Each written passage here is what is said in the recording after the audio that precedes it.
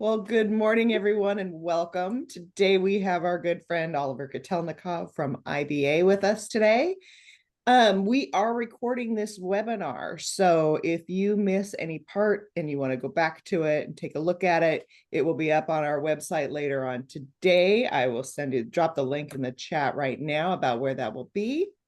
And we will also send you an email today with the recording and everybody's contact information. So if you want to look at that, if you want to get in touch with them later, expect that email either later today or early tomorrow, one of the two.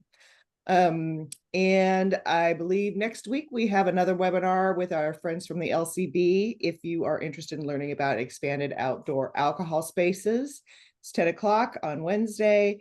You can find a registration link on our website. And with that, I'm going to go ahead and hand this over to Oliver. Good morning.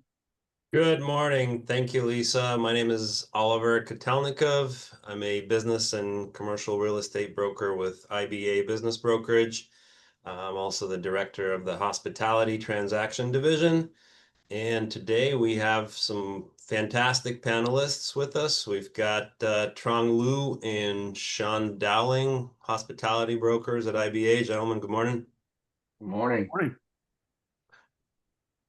Sean, tell Sure. us a little bit about yourself and what you do. Absolutely. So I'm a business broker with International Business Associates. This is my third year with the firm.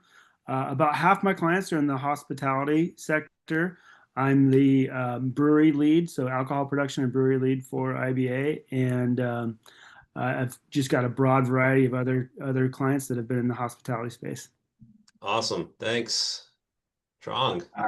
I'm Trong Lu, also a business broker here with IBA and working with Oliver and Sean here as well.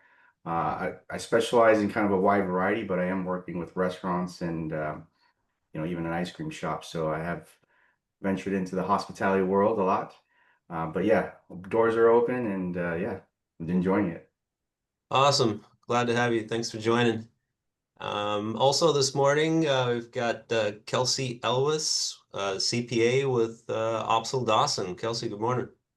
Good morning, everybody. Like he said, my name is Kelsey Elwess. I am our tax director and head of outsourced accounting and finance. I lead our team on financial challenges such as selling businesses, streamlining processes, and then just really long-term successes for clients and kind of making sure that we're proactive and delivering that confidence when they're making business decisions. CPA, 17 years in the accounting industry, and probably 25% of my clients are in the hospitality world, so pretty strong network, and also heavy into other businesses as well. Thank you. Awesome. Thank you, Kelsey. Wonderful to have you. And then last but not least, Charles Wheaton with First Internet Bank, SBA. Charles, welcome. Thank you, Oliver, and good morning to everyone. My name is Charles Wheaton. I am an SBA BDO with First Internet Bank. I've been with First Internet Bank for the past 3 years and been doing SBA loans for the past 15 years.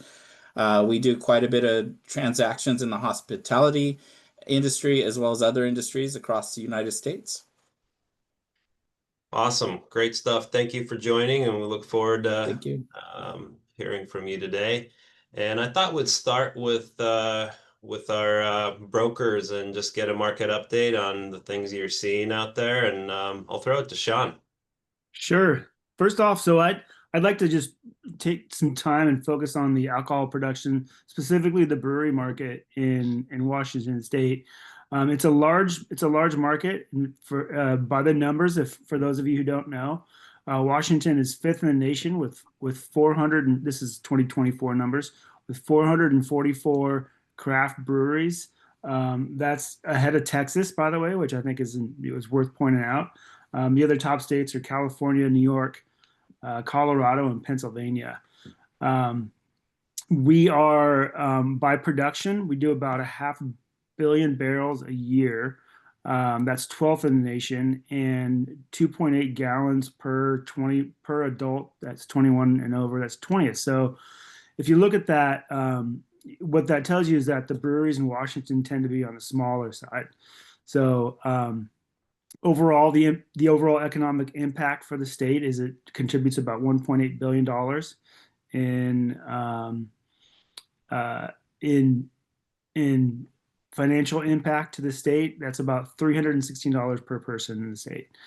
For 2024, so let's talk about what happened in 2024. For those of you who are familiar with the industry, there was about a 4% decline in craft beer sales overall in the country.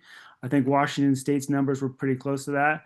I can tell you from working with a number of owners in the brewery industry that a lot of people probably saw some even larger decreases in 2024. So if you did, don't panic. You're not out of the normal, and it's nothing to be really, I think, all that concerned about.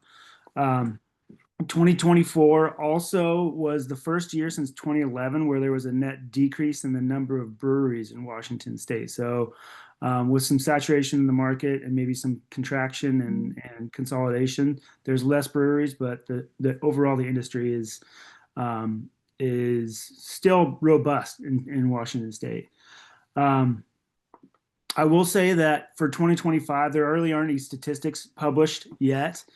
From the breweries that I'm working with, I have noticed that they have recovered nicely in 2025, and sales have tended to be stronger for the clients that I'm working with. I have currently 2 breweries listed. One is in escrow, so we already have a buyer who's interested and signed a contract with it. And the other one we're early on in the listing process. But for those 2 and the other ones I've looked at in 2025, numbers seem to be up. Other statistics that I found show that both tap rooms and brew pubs as a whole have outperformed breweries that are focused more on distribution in 2025. So I'm optimistic about the recovery of the market in 2025. And I will say this, even when there's a little bit of a downturn in this market, people want to own breweries. So if you're a brewery owner and you're seeing a little bit of softness in the market, that's very typical. And just because of that, that's not necessarily the reason to not sell if that's the course you're on and some of the options that you're looking at. People want to own breweries. The market's very robust on the buy side. So. Yeah, there's a little bit of romance to it, right? To being an owner of a brewery, owner of a winery. I mean, are you talking, is this just breweries, or are we talking wineries, distilleries, alcohol, retail versus manufacturing? Because you recently sold something that was kind of a cool, retail concept that incorporated some craft I was beers. focused more on the statistics for just brewery production. Just breweries, okay. So I haven't done any research on the winery and the alcohol production and distilleries and wineries. And I haven't had any clients in those spaces in the last year either. So, yeah. Yeah, and I can add to that I have sold a winery and which involved elements of manufacturing. They made their own wine. They had relationships with growers. They had a tasting room. They had a wholesale and a retail side of the business. There was a shipping component to the business model. So it's exciting, and it's still doing well today. So I would support that the industry is robust and definitely good buyer demand in that space. Appreciate the overview. Thank you. You're welcome. Trong, what are you seeing? Well, I would say that, my experience is more direct on the ground. One of the partial roles I play with IBA is, I field a lot of these buyer inquiries. And so I get to see what buyers are wanting. And when it comes to hospitality, both in my personal database and all the inquiries, specifically to, restaurants, bar and grills, I'm definitely seeing the desire from current owners of restaurants wanting second generation restaurants and existing ones. And even our recent experience here, we listed a small restaurant as well. And, within a couple of weeks, we generated just enough interest that right away, the one that wanted to lock things up was already an existing successful owner in another location. So, that has been something that, over months of time, it's inquiry after inquiry. It's like, this is what I'm looking for, second gen, this size, this area. And so, you start digging into, some of the whys, and it's many things, right? So start with cost.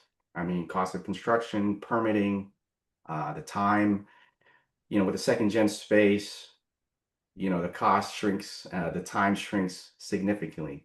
Whether they're just taking it over and making a few changes or it's a full rebrand, again, overall, it's just a faster, more assured way to start seeing, profitability, or at least being able to estimate revenues, just because you already have a built-in customer base and they know that that location is already bringing in patrons. So those are some interesting things that I'm seeing in the market, in terms of, desirability. And again, in addition to that, not just second gen space, but the buyers that are interested in investments, they really want that absentee model. So how much are the owners involved? So those are some things in the market that, if you're a restaurateur or looking, there's competition from current existing restaurateur owners, but also the desire from those with money, that just want something that they could, plug and play almost, just be able to run the backside. So Yeah, I mean, it's an interesting new trend, and this business that you're talking about, one, we actually sold it a few years ago, right? So there's a yeah, trend of buyers and sellers buying and selling the same location yeah, many times, right? And we represented the seller back then. But coming in, this new concept, I would say it has maybe, it's not an entirely second gen, right? It has strong parallels. So maybe 70 to 80% overlap in concept, but bringing some items that and some elements that that are trendy, that are working in other locations. And yeah, like you said, repurposing all that infrastructure, and being able to keep the costs low, right? And just yeah. come in and start operating, Well, which can it be an makes it exciting easier prospect. exactly. Yeah, it makes it easier to experiment with, the either new menu or the add-ons, or expand on it. I mean, the risk is much lower because you already have a customer base, so you have a little bit of room to play with to add your creative touch, and bring in something new as well. So, Hmm. definitely helps it up. Awesome. Thank you. Appreciate it. Kelsey, wanted to chat to you a little bit and get your take. We're sort of picked up with the brokers, maybe in the mid-transaction stage, but obviously before we get to that, there's a lot of benefit. Early stage planning, it's the end of the year, Q3 and Q4 are those times to prepare for next year, because these are long sales cycles and there's a lot of benefit to be extracted from early stage preparation. Yeah, I'm gonna share my screen real quick so some people can see some details. Hopefully you can see that now. Yep, we got it. So some pre-transaction readiness things that you need to be thinking about, are your financials ready to go to market? Have they been reconciled? Do you need any cleanup done? Do you even know what your balance sheet looks like? A lot of people kind of live and breathe in what we call the profit and loss. But one of the things that can trip up a buyer and seller really quickly is that balance sheet. The balance sheet kind of presents your assets, your liabilities, any equity in the business that you may have. So making sure to really, start working on some of those pre-transaction readiness items, reviewing even historical information over the past couple of years. Because when your broker or your CPA gets involved, your banker gets involved, it's really important to see some type of historical trends. The buyer is going to want to see that this has been a good longevity business. So just looking at historical trends and accuracy, and then just kind of identifying those like one-time non-recurring expenses. Something that maybe you did a big remodel on, something that maybe you paid a really large commission bonus out on, anything that can tell a story to the new management of that business, is really like the big meat of kind of that pre-transaction readiness. You want me just to continue on with my? I had a quick Yeah. question. So, you mentioned, you brought up a good point. So, owners often, like you said, live in the P&L, and it's it's a very informative document. It's an important document, but it lives on the owner's computer, right? It's not accountable to outside parties and uncorrelated to other documents, other financials. It can be somewhat out of context or even tell a different story. How important is consistency between, say, the profit and loss statement down to, feeding the federal tax returns, the state returns, and then dovetailing back to things that are, generated from the point of sale systems that really start that chain of financial information. Yeah, a lot of the times we see small businesses, medium businesses, even large businesses running their POS systems, not directly in their financial statements. So there's generally transactions that have to be made, like journal entries, to make sure that the POS systems kind of match the P&L, which then also go into the tax return.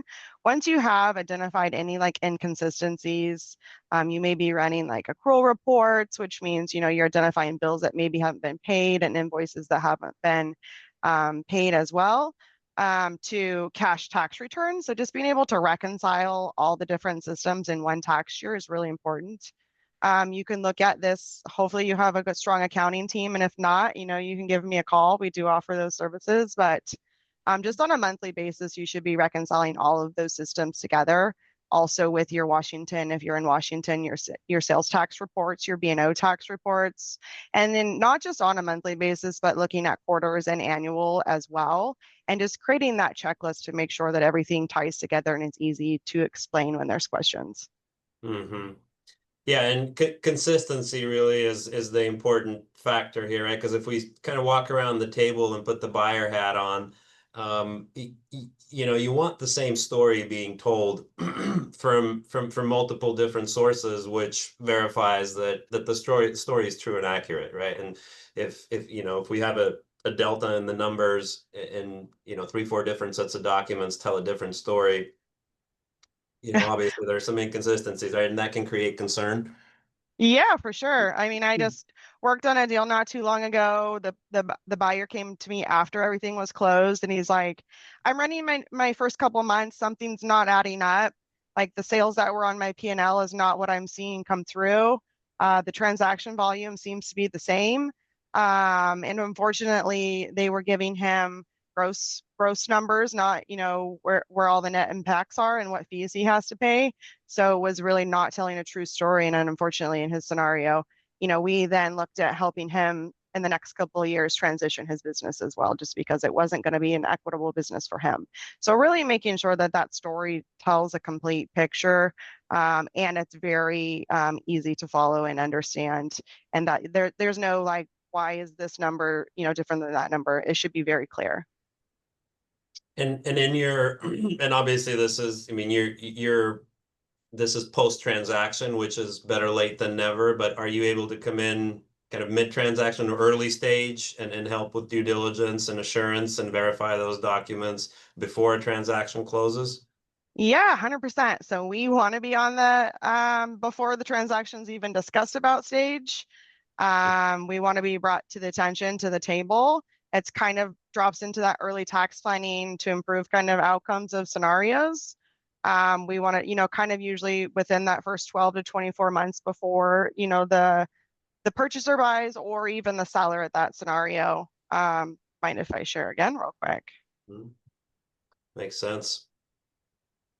Let me see here. Can you see that? Yeah, we see the next slide. All right, yeah. So you kind of want to start in that 12 to 24 month period. You want to start looking at different modelings and, is it going to be a stock sale? Is it going to be an asset sale? And then really looking at owner compensation and distributions as well if you're an S Corp. There's just a lot of things that can be looked at and tweaked to kind of ensure that the buyer and seller will both have kind of that overall alignment in their goals. So that's kind of super important, and just making sure everything kind of on both sides of the table is equitable, because there's always going to be a push and pull at that point.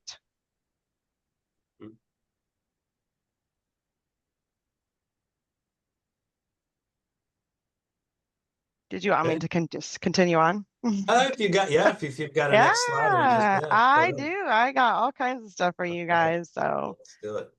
uh,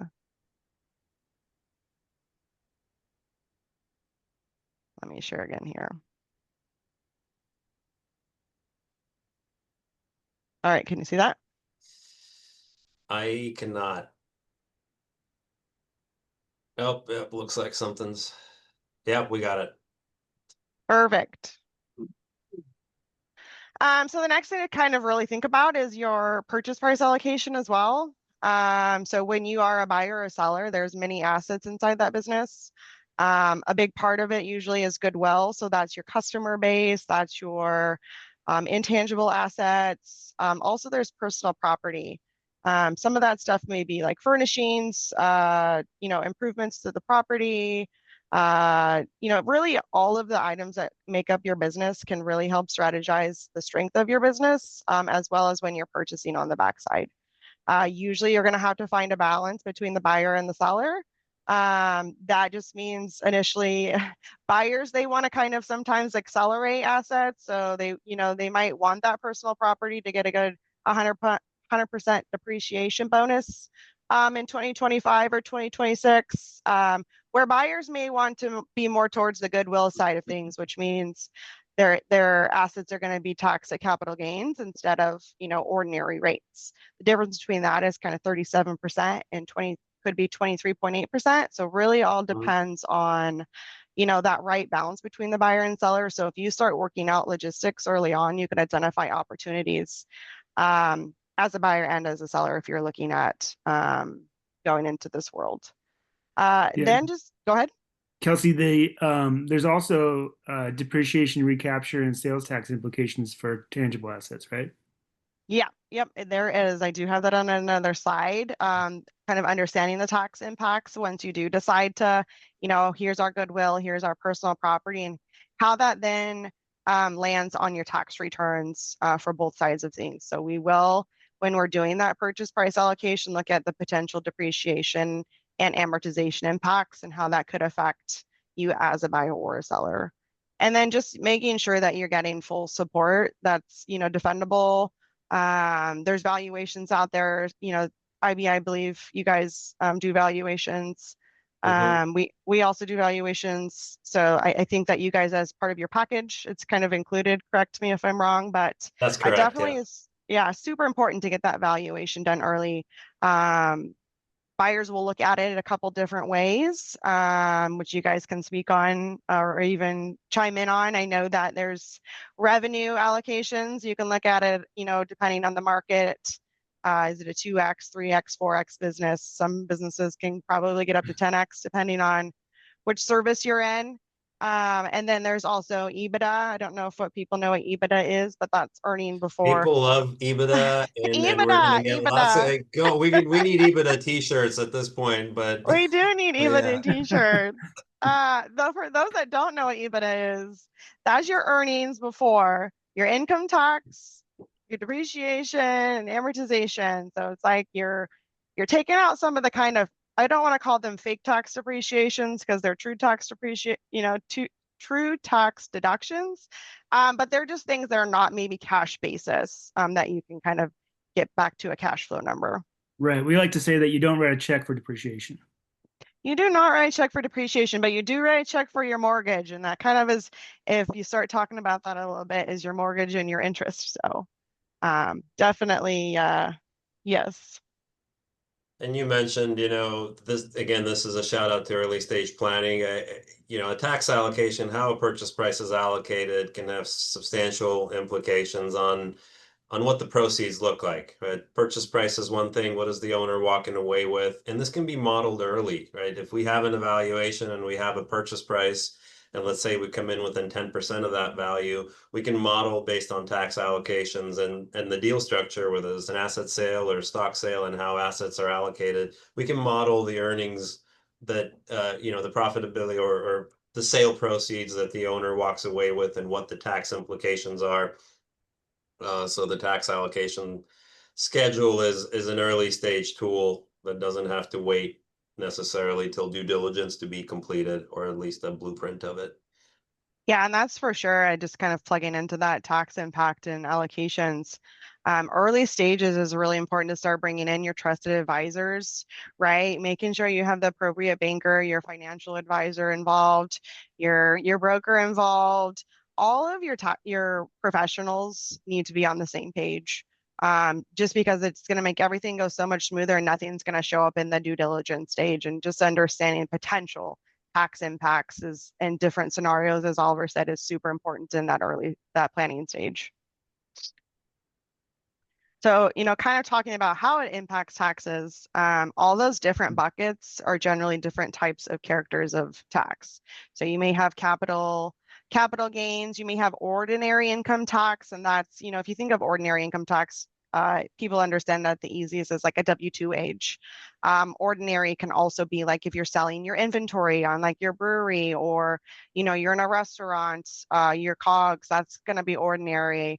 And then there's recapture of assets. So like if you're selling, furniture and fixtures and they're fully depreciated, or, a building that's been accelerated because you've done a cost save, there are recapture scenarios that instead of it just being like a 20% tax on your gain, it could end up being 35, 37%.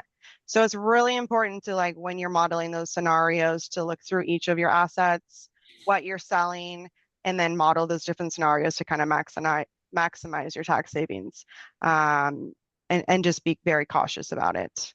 When you're doing that, it's not just income tax you want to model.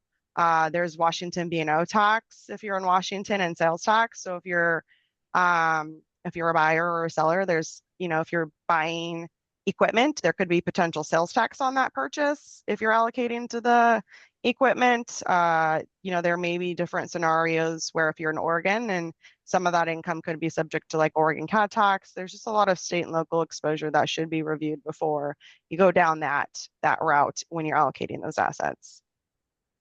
And then also in those scenarios, you may want to model, you don't need the cash right now. So, potential for an installment sale if there's real property involved, businesses or capital gains, and then other potential deferred gain options. So are you thinking of going into an opportunity zone?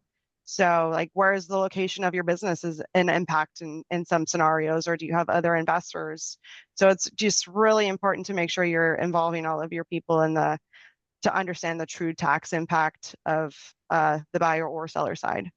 And then just like plan, go ahead. Yeah. Oh, no, go ahead. I'm sorry. Yeah. Oh, and then you can plan, right? So like, how much cash do you need? How much cash do you need to put in to purchase? Or how much cash do you need to hold back once you receive it to pay your tax obligation? Or if you do have a lump sum cash and you can reinvest it and you don't need the cash, potentials to get those items lined up so that there's an easy transition and there's no question on what's going on.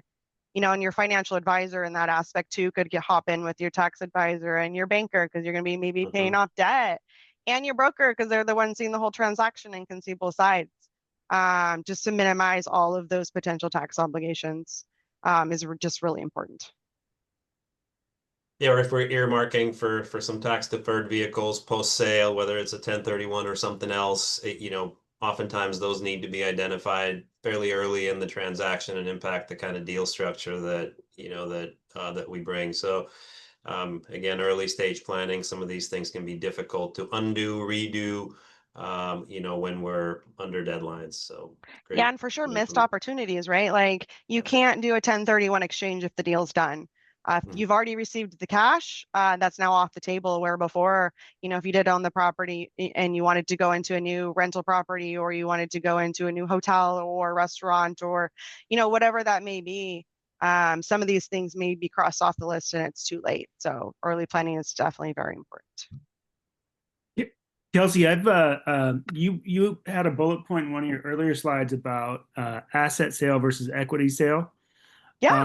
IBA's handled both types of transactions. We typically recommend asset sales as the default, and then equity sales if there is a compelling reason, such as long-term contracts that are hard to replace or something like that. Is there a scenario specific to the hospitality industry where equity sales make more sense? Generally in hospitality, I am seeing asset sales just because there's a lot of personal property or, physical property involved. Generally, both buyer and seller want to get in on that. Obviously, as a seller, you're always wanting that goodwill. You're always wanting those stock sales. There may be situations where you're rolling up into like a private equity and maybe it's a C Corp and they really don't care either way because theirs is all capital stock at that point. But most of the time I am seeing asset sales or equity sales that get treated like asset sales because you can do an equity sale and then file an election to do it as an asset sale at the tax return level. Gotcha. And that's a 338H or E. Yep.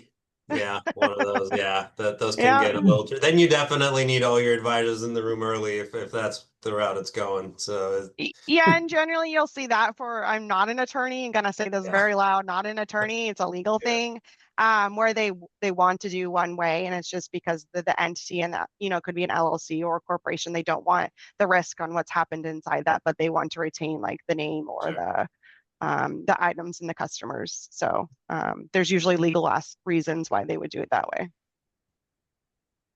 Thank you. Awesome. Great information. Any questions for Kelsey from the panel before I throw it to Charles? Yeah, I can definitely get the slides so you can share this.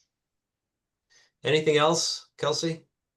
No, I just want to say, we can help on any stage of this as well. So we do M&A work, we do tax work. So, we want to be in from the beginning and help you through the transition and even after the fact. So we are a frontward facing advisory firm. So you can ask me any question and shoot me an email if you want to talk further.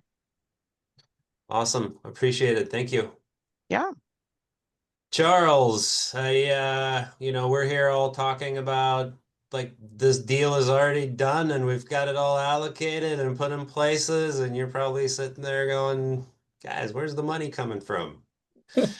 Anything here ringing a bell? I know we want to chat about SBA and the government shutdown, but before we get to that, anything to add on what we've covered up to this point from the lender's perspective? Yeah, from the lender's perspective, as Kelsey said, I would get everybody involved as soon as possible in the transaction. And I'll kind of go through that a little bit more in my presentation. But I think getting us all involved right from the get-go is key to having a smoothly run transaction and getting to a smooth close. So get everybody involved as soon as possible is the big one. And then moving into the government shutdown. As you and I kind of spoke about earlier or late last week, I said, Oliver, you're going to invite me here to talk about the shutdown and it's going to be over. Great news is it looks like this shutdown will be over soon. The Senate has already passed a deal that will extend the government funding through January. The House could be voting on it as soon as this morning, and then it'll be off to the president for final approval.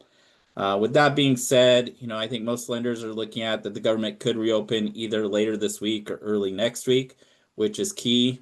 I will say, though, with this being a record shutdown and we've been closed, for the past 43 days, we're all anticipating that there might be some sort of short backlog in obtaining a PLP number. A PLP number is a unique identifier for the loan that's been approved by a preferred lender. So we're seeing as lenders go in there, as you have mass amount of lenders that are going in looking to pull the PLP numbers for the transactions that we've approved. While the government has been closed, we might see a little bit of a slowdown there, but hopefully after that it's kind of back to business as usual. With that being said, I'd like to talk a little bit about being a preferred lender and the advantages. And one of the key advantages is we were open for business during the shutdown. So even though the government was shut down and technically we could not lend the money out, we continued to underwrite transactions. We were still approving the transactions in-house. We were still able to order all the third-party reports that take time in the transaction, whether it be the business valuations, the appraisals, the lien searches, and so forth, and just get the file ready to close. Borrowers were still engaged, working on their lease negotiations and life insurance and other closing conditions.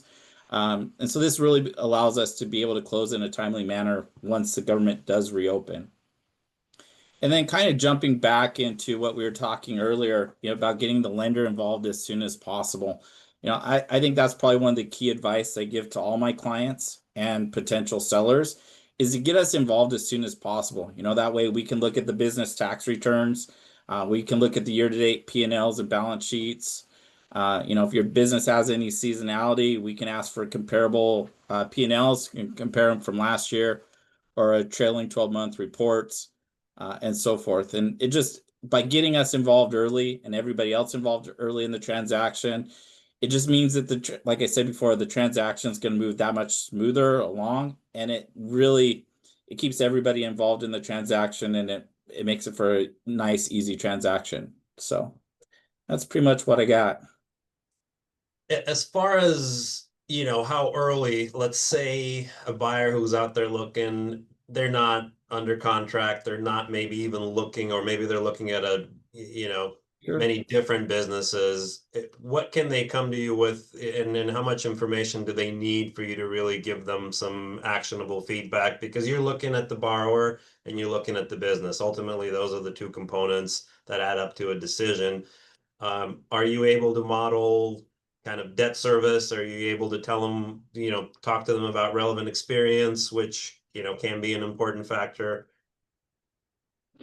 That's a great question. I ask a buyer once they start getting involved in looking at businesses, get me involved as soon as possible. I don't care if you haven't looked at a business yet or you've just started looking at the first one, whatever it might be. Get me involved. Send me over your 3 years of tax returns.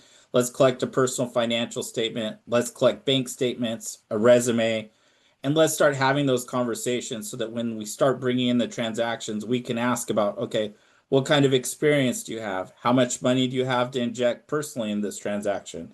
Are you bringing in an investor? Is there a seller carryback? What are your plans? Are you anticipating? The other thing too is we want to see, how that borrower is, lives their life currently.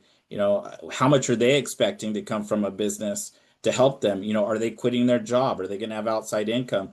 So we're going to look at all those items when reviewing just the buyer at first, and then we're also going to throw in the business from it into the mix and look at it from what we call a global standpoint. Hey, will this business, are they able to afford our loan payment, and then also be able to finance, the buyer's current lifestyle. The last thing we want to see is, a buyer's like, well, hey, I'm not making what I used to make, and all of a sudden you have financial issues. So from that standpoint, we like to look at the whole picture, get the buyer involved as soon as possible with us, so that way we can talk through, what this transaction is going to look like.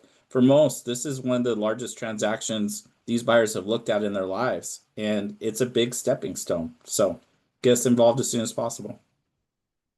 And asking those early stage questions, and I can, give the brokers a stage here. When we talk to buyers, I mean, it prepares them for the questions that we're going to ask them, because we are going to ask for, a personal financial statement and their relevant experience. And some of them don't like that questioning early on in the process. But as you know, if it comes up at the 11th hour, that's the reason why we cross that bridge, or try to get a sense of that now. Sean, Trong, I mean, when you guys talk to buyers, how often do those same questions that Charles is bringing up come up in your conversations, in your first conversation with the buyer, even? Every time for me. Anyway. Yeah. So if I guess to back up a little bit, typically in the sale of any sort of business, our default is going to be that the sale is confidential. We don't want to signal to the market that the business is for sale. It can the biggest risk is that it can create flight risks of your employees. So typically everything's confidential. So when we get an inquiry about a business that we're listing, first thing we have people do is sign a confidentiality agreement and submit a personal financial statement. So I'll look at that, I'll schedule a call with the buyer, and then I'll talk to them about what caught their eye about the business, and then I'll ask them about their background. Where do you live? Because is it close by to this business? Do you have an existing job? Are you planning on leaving your job to run this business? Or are you trying to keep your job and run the business on the side? So I'm going to ask all those questions up front so I can understand, what their plan is, and then also look at their finances to see how they were planning on financing it. So yeah. And Yeah. their model of operation, right? Oh, go ahead, Trump. Yeah. No, I mean, he pretty much said everything. I mean, I asked that on the first call I can get with the interested buyers. It's just important to know up front because especially the finance question. Are you going to pay cash? Are you going to do financing? Because, if it goes to, someone like Charles, I'm like, well, then it's really relevant your experience to this business. And, to my comment earlier, we do have buyers that want absentee businesses, and some of them are coming from tech. Some of them are, what, I have a great job, but my wife or spouse is, I'm trying to buy a business for her. So, how do we get through this? And how does financing look at it? And that's gonna let us know how successful this potential transaction could be. Because in this case, our client, the seller, is asking the same question as the bank would be, is how are you going to be successful running this business, right? Because there's, for the owner, there's the legacy at stake. For the bank, they're funding it, right? And they want to know whether or not they're going to be able to run the business successfully, at least to the extent that's represented on the financials, and whether they can duplicate those results. So we're really asking the same early stage questions, and sometimes it's better received and with the buyers when it comes from a banker than when it comes from a sell side broker. So I would very much appreciate those early stage conversations with accountants and bankers. Yeah. At the end of the day, I mean, we are a team, all of us. So, and if you work as a team, it's a smoother transaction. Yeah. 100%. Selling a business is a team sale for sure. So Charles, I know you're focused exclusively on SBA loans and lending, right? That's correct. So fingers crossed that opens back up. And then Kelsey, I'll turn it over to you. I ask you a question. What are some other options if the SBA, let's say the government throws us a curveball, Pulls the government. winds up, not opening up in the near future? What are some other lending options a buyer might seek out if the government doesn't actually open up?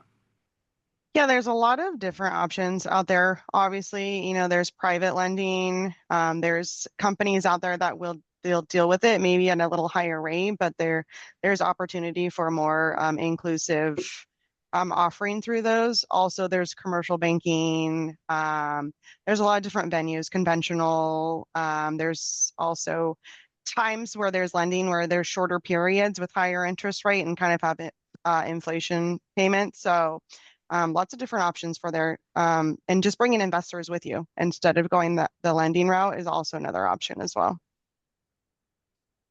And then Charles, back to you. I've seen a couple things about people exploring seller financing a larger portion of a deal with the hopes that they could eventually get an SBA loan to replace that seller financing when the government does open up. What's your disposition on that course? Well, that's a little bit more difficult. One of the things to keep in mind is that any seller financing and looking to be refinanced by an SBA loan has to be in place for 24 months for it to be eligible to be refinanced by an SBA note. So that's something to always think about. If your seller is willing to do that and they're thinking they're going to get out of this within 6 months, an SBA lender is going to require that it's been in place for 24 months. So it's a little bit longer hold. So it's essentially the standby period. Correct. Seasoning. Good to know. And Very good to know. Lisa, how are we doing on time? We have about 16 minutes left, and we got a couple of questions from the audience. And again, if you're in the audience right now, go ahead and you have questions, go ahead and type them in the Q&A on the bottom of your screen, and we can answer those on air. The first question we have is someone who's going through a divorce. The ex, who hasn't been involved in the business, wants top dollar evaluation that they will have to pay for out of pocket. What's the recommendation for fair market value so you can buy her out, so they can buy her out without getting crushed by inflated values? Do you want me to hop in? I have a couple things I can talk to on that. Anything we say is going to start out, we're not accountants, so just give it to not the accountants, accountant. and I'm not a valuation person, but I do have people on my team that do valuations that are certified. So when you're looking at valuations, and especially in privately held businesses, there's actually a lot of discounts that should be applied to that valuation. There's probably lack of marketability. There's probably lack of control if it's just you and the husband and wife. There could be minority interest discounts being applied, and also liquidity. So like if there's debt or other items on the balance sheet that maybe brings that value down, also can be applied. So there's different things that you can look at.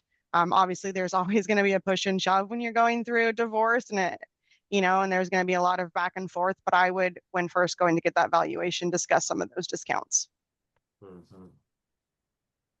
I would add to that there are different kinds of evaluations, as Kelsey alluded to. So there's the fair market evaluation, or broker's opinion of value, which is intended to take the business to market and to list it with the goal of selling in the next 3 to 12 months.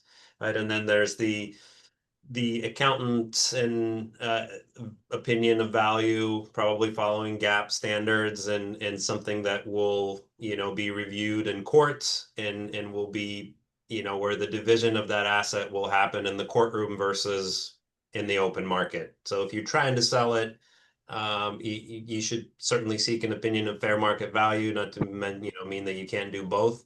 If it's going to be decided in the courtroom, you do want kind of a credentialed evaluation that supports GAAP standards and several other standards that will be recognized in the court of law.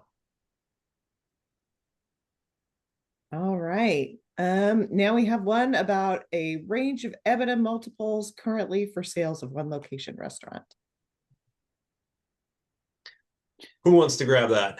I mean, there's a wide range. I'll chime in first. It can be a really wide range, depending on the nature of the business, the seasonality, the growth rate, if it's on the way up, or if it's on the way down, the overall size, how involved the owner is in the business, if they're more working on the business versus being in the business on the day-to-day basis, actually doing work in the restaurant. But it's probably somewhere between a 2.5 to 4x. That's a pretty wide range, but that's pretty close to what we're seeing for single location restaurants.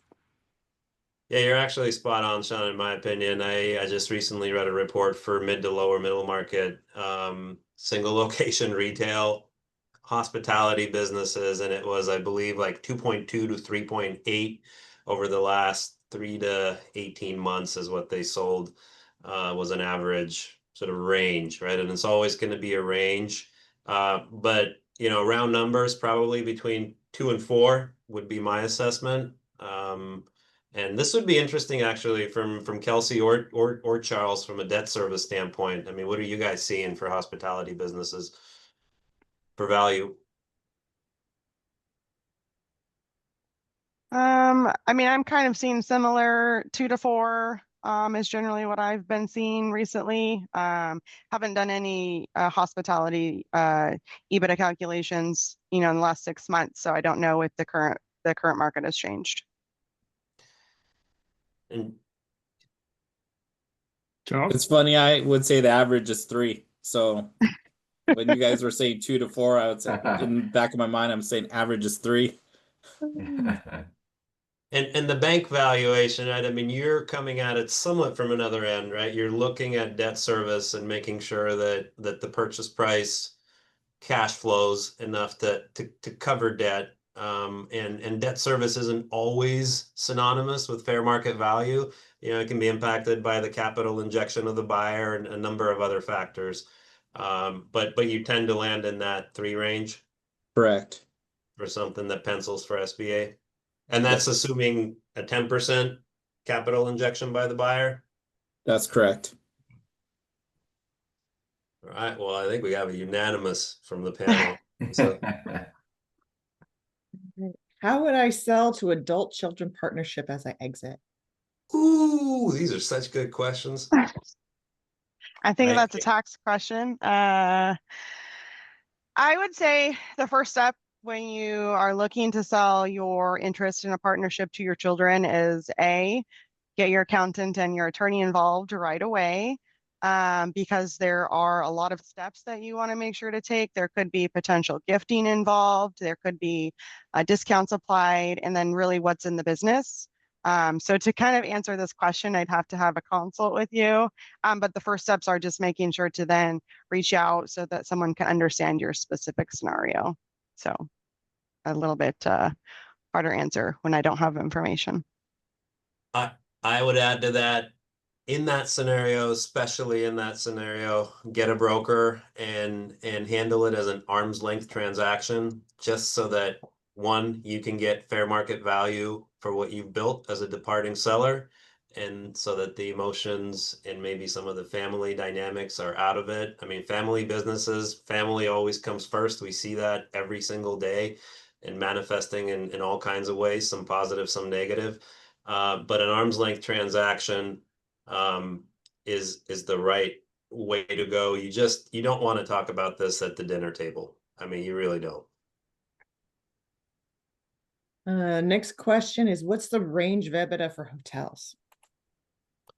Range of EBITDA for hotels. So hotels, depending on what else is in that business model, but hotels can be higher because they fall into more of a commercial real estate investment. So some hotels, we may be transitioning from everybody's favorite concepts of EBITDA on multiples to real estate cap rate, which is essentially the same type of metric. It's a rate of return metric. But if it's functioning more like a commercial real estate asset, depending on where it is, smaller market, larger market, it could be a 10 to 20%. So maybe a 5x. In some cases a 10x, which is more sort of how real estate operates.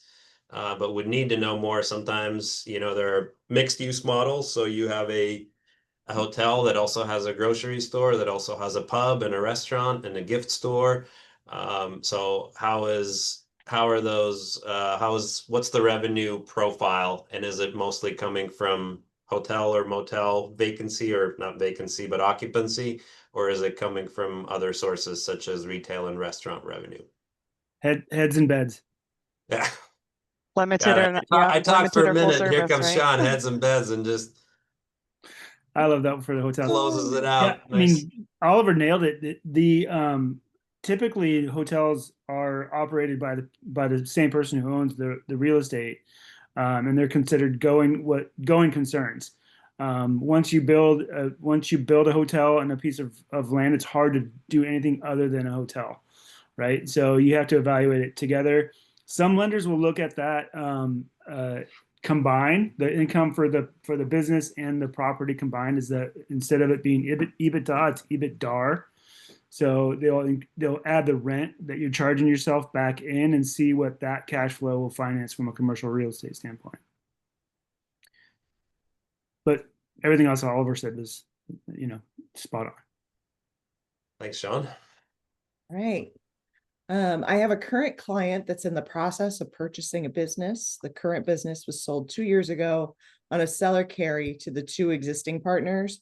My client could be purchasing the seller carry note, current face value of $340K, and then converting that note to equity. Questions are: one, what would be the best way to value the PV of the note? And two, what is the best deal structure to maximize tax benefits for the buyer? From my understanding, the buyer purchasing the note would not get 754 step up if they are purchasing the note. Is there a potential opportunity to use the funds to buy a portion of the existing equity and have the funds used then to pay off the seller carry? Yeah, there's a lot there. Happy to address probably most of this offline, and if contact information I know will be shared. But I think there are two components here. From the value standpoint, before you purchase the note, you still should have the business evaluated. You're not evaluating the note, you're evaluating the debt what's supporting that debt.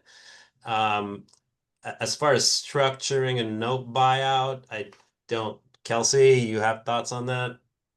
Yeah, I'm trying to understand. It sounds like maybe somebody's taking over the new note. Is that our understanding? The old note? is there a potential opportunity to use the funds to buy a portion of the existing equity and have the funds used to pay off?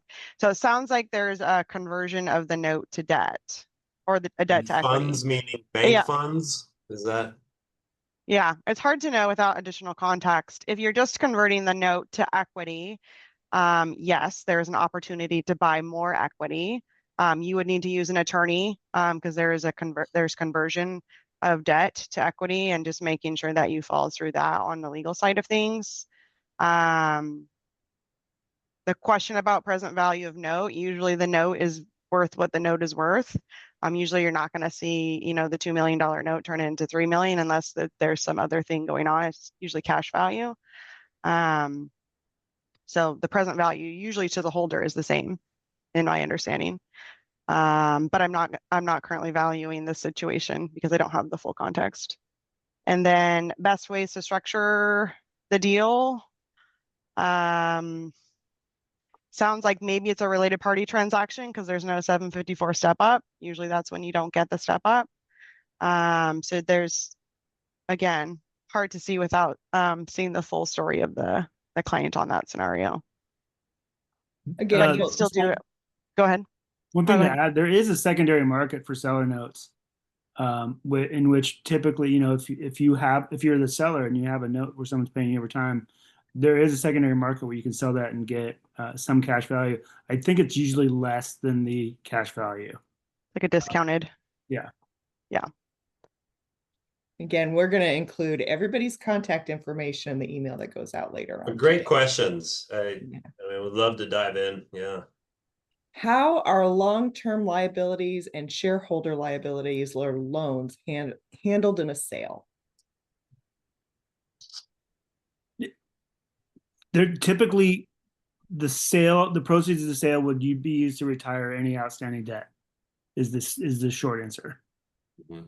Yep, there's ways to strategize that to get the shareholder notes outside of the transaction or to get the debt outside of that transaction, depending on if it's held through an S corp or a partnership. You could, remove some of those assets or liabilities out of the business before the sale happens, depending on who that's with, if it's a personal, between the person and somebody else. But yeah, generally they're all paid off upon sale, or if they're not paid off, they're taken out personally. And, most purchase and sale agreements will state that all assets purchased that will be free of liens and encumbrances, which this qualifies. So making sure that we're delivering those assets that we're selling that don't have debt attached to them, but many different ways to do that. It's not an unusual situation. All right, we have time for this last question. What is the rate range of EBITDA for multiple location quick service restaurants with sit down, delivery, and pickup? It's going to be higher than a single location retail hospitality. So this is where you start traveling up in your multiples. How many locations? What are the unit economics? Right? If we have 5 locations, are they all doing well, or are some of them struggling?